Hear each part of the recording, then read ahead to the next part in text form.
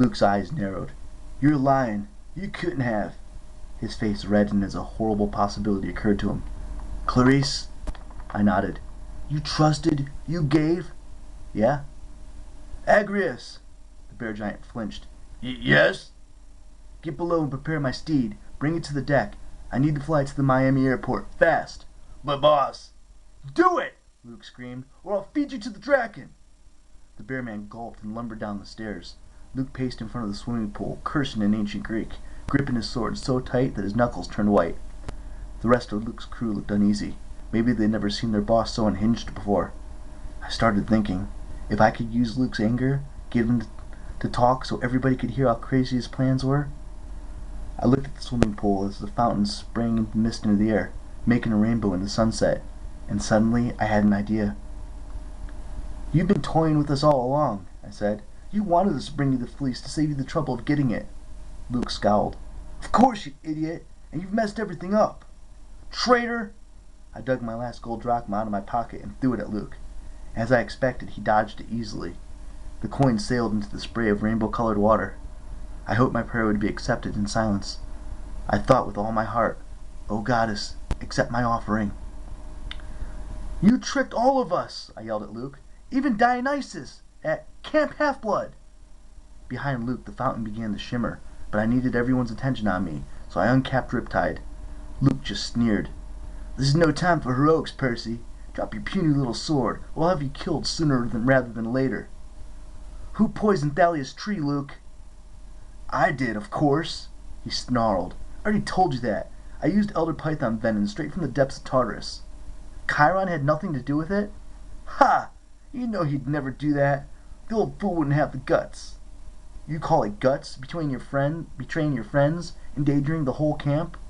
Luke raised his sword. "You don't understand half of it. I was going to let you take the fleece, once I was done with it."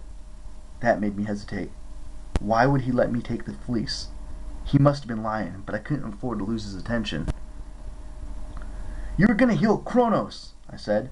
"Yes, the fleece's magic would have sped up his mending process by tenfold, but you haven't stopped us, Percy. You only slowed us down a little bit. And so you poisoned the tree, you betrayed Thalia, you set us all up, all to help Kronos destroy the gods?" Luke gritted his teeth. "You know that. Why do you keep asking me?" "Because I want everyone in the audience to hear you." "What audience?" Then his eyes narrowed. He looked behind him, and his goons did the same. They gasped and stumbled back. Above the pool, shimmering in the rainbow mist, was an iris message.